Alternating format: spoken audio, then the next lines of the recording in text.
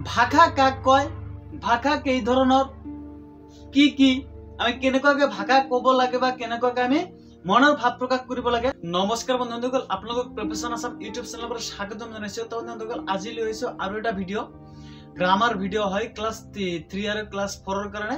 তো বন্ধুসকল, আপোনালোকে ভিডিঅ'টো স্কিপ নকৰাকৈ শেষলৈকে চাই থাকিব। আজি পঢ়াম আপোনালোকৰ কাৰণে ভাষা কাক বোলে, ভাষা কেনেকৈ গঠন কৰা হয়, ভাষা কি বস্তু হয়, এইবিলাক মই আলোচনা কৰিম। তো বন্ধুসকল, ইয়াত ব্যাকৰণৰ প্ৰথম যিটো অধ্যায় আছে সেইটো অধ্যায়ৰ ব্যাকৰণৰ সাৰাংশ বুলি কয়, ব্যাকৰণাংশ। তো সেইটোৰ প্ৰথম অধ্যায়টো প্ৰথম পাঠটোই হ'ল ভাষা। মানে ভাষা কাক কয়, মানুহে কথা কোৱা বা কথা কয়, লিখে বা কোৱা লিখা কথাকে মত বিনিময় কৰাকে কি বোলে, ভাষা বুলি কোৱা হয়। এটা আমাৰ ঘৰুৱা ভাষা হ'ল। আৰু সাধাৰণতে সূত্ৰ এনেকুৱা, যিবিলাক অৰ্থ থকা কথা কৈ বা লিখি মানুহে নিজৰ মনৰ ভাৱ আনৰ আগত প্ৰকাশ কৰে তাকে ভাষা বোলে।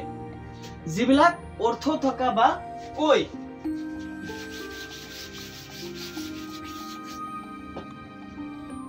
সূত্ৰটো এনেকুৱা,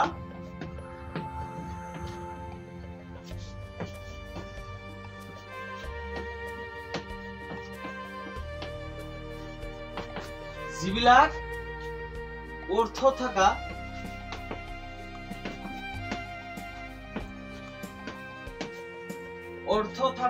কথা কৈ বা লিখি, কথা কৈ বা লিখি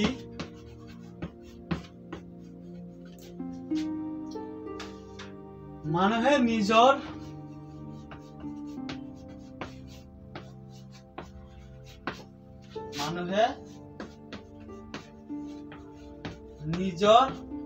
মনৰ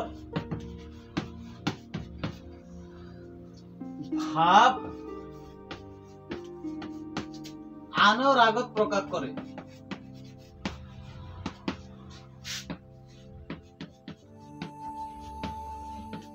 আনৰ আগত প্ৰকাশ কৰে তাকে ভাষা বলে।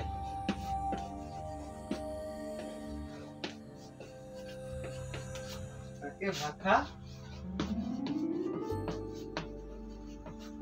বলে। ভাষা কাক বলে? যিবিলাক অৰ্থ থকা কথা কৈ বা লিখি মানুহে নিজৰ মনৰ ভাৱ আনৰ আগত প্ৰকাশ কৰে তাকে ভাষা বুলি কোৱা হয়। তো বন্ধুসকল, আমি এই যে কথা পাতি আছো, এই কথাৰ দ্বাৰা মই আপোনালোকক কিবা বুজাবলৈ চেষ্টা কৰি আছো। মই যিটো কথা কৈ আছো, এই কথাৰ দ্বাৰা মই আপোনালোকক কিবা বুজোৱাৰ চেষ্টা কৰি আছো, ইয়াকে ভাষা বুলি কোৱা হয়। মানে মনৰ ভাৱটো প্ৰকাশ কৰা যিবিলাক শব্দ উচ্চাৰণ কৰা হয়, প্ৰত্যেকটো এটা এটা ভাষা। তো যেনেকুৱা, যেনে স্কুল ছুটি হল, স্কুল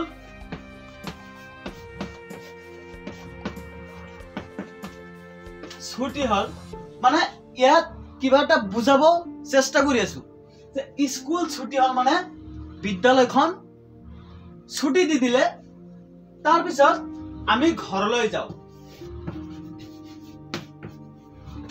আমি ঘৰলৈ যাওঁ। তো স্কুল ছুটি দিয়াৰ পিছত সচৰাচৰ ল'ৰা ছোৱালী বিলাকে সদায় ঘৰলৈ যায়। যেনেকুৱা স্কুল ছুটি হল, এইটো এটা মনৰ ভাৱ।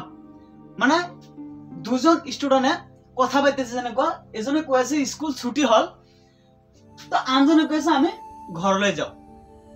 মানে দুজনে দুজনৰ মনৰ ভাৱ দুজনৰ সন্মুখত প্ৰকাশ কৰা হল, ইয়াকে ভাষা বুলি কোৱা হয়। মোৰ ভোক লাগিছে, মোৰ ভোক লাগিছে।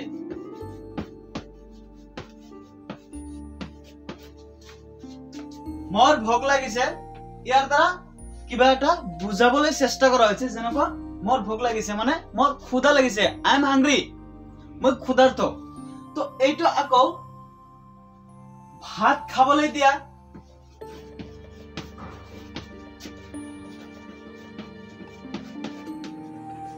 ভাত খাবলৈ দিয়া তো ইয়াত যেনেকুৱা বাচ্চা ল'ৰা এটাই বা বাচ্চা ছোৱালী এজনীয়ে মাকক কৈ আছে যে মোৰ ভোক লাগিছে ভাত খাবলৈ দিয়া মাকক কৈ আছে যে মোৰ ভোক লাগিছে মোক খাবলৈ দিয়া মই ক্ষুধাৰ্ত ইয়াত কিবা এটা বুজাবলৈ চেষ্টা কৰা হৈছে ইয়াকেই ভাষা বুলি কোৱা হয় আৰু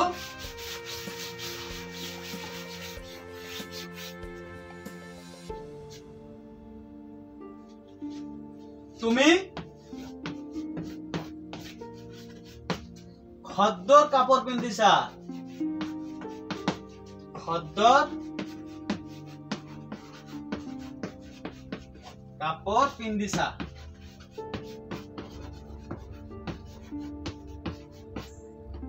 ইয়াত কিবা এটা বুজাবলৈ চেষ্টা কৰা হৈছে তুমি খদ্দৰ কাপোৰ পিন্ধিছা বা দুজন ল'ৰা ছোৱালী কথা পাতি আছে এজনে আনজনক কৈ আছে যে তুমি খদ্দৰ কাপোৰ পিন্ধিছা মানে তুমি তাঁতৰ কাপোৰ পিন্ধিছা বা তুমি সূতাৰ কাপোৰ পিন্ধিছা বা তুমি খাদী কাপোৰ পিন্ধিছা ইয়াৰ দ্বাৰা কিবা এটা বুজাবলৈ চেষ্টা কৰা হৈছে ইয়াকে ভাষা বুলি কোৱা হয় তাৰ পিছত ইয়াত ভাষা হল দুই প্ৰকাৰৰ সৰি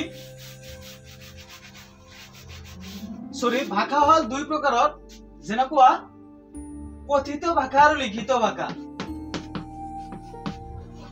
কথিত ভাষা আৰু লিখিত ভাষা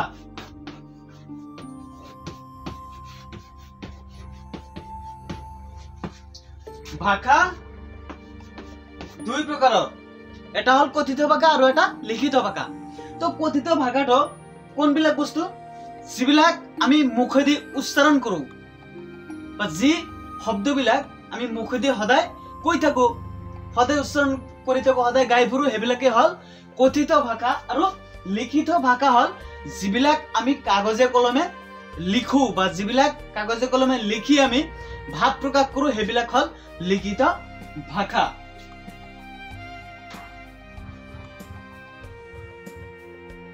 তাৰ পিছত পৃথিৱীৰ বেলেগ বেলেগ দেশত বেলেগ বেলেগ ভাষা চলে যেনে অসমত চলে অসমীয়া সেইদৰে বংগদেশত বঙলা ভাষা আৰু ইংলেণ্ডত ইংৰাজী ভাষা চলে এনেকুৱা প্ৰত্যেকটো দেশৰে এটা এটা ভাষা আছে প্ৰত্যেকটো দেশৰে নিজা নিজা ভাষা সংস্কৃতি আছে তেওঁলোকে নিজা নিজা ভাষাত সদায় নিজৰ নিজৰ মাজত কথোপকথন কৰি থাকে তো বন্ধুসকল আজিৰ ভিডিঅটো ইমানখিনিয়ে ভাষা কাক কয় ভাষা কেই ধৰণৰ কি কি আমি কেনেকুৱাকৈ ভাষা ক'ব লাগে বা কেনেকুৱাকৈ আমি মনৰ ভাৱ প্ৰকাশ কৰিব লাগে বা ভাষা মাধ্যম কেনেকুৱা আৰু আমাৰ অসমৰ জাতীয় ভাষাটো হল অসমীয়া ভাষা তো বন্ধুসকল আজিৰ ভিডিঅটো ইমানখিনি যদি ভিডিঅটো ভাল লাগে এটা লাইক কৰিবা এটা কমেন্ট কৰিবা আৰু শেয়াৰ কৰিবা বন্ধুসকলক জনাই দিবলৈ নাপাহৰিব আৰু আমাৰ ফেসবুক পেজটোৰ নাম হল ইমদাদুল জুনাইদ তাত যে আপোনালোকে ফলো কৰি আহিব চাই থাকিব সুস্থ থাকিব সবল থাকিব দেখা হ'ব নেক্সট ভিডিঅ'ত বাই বাই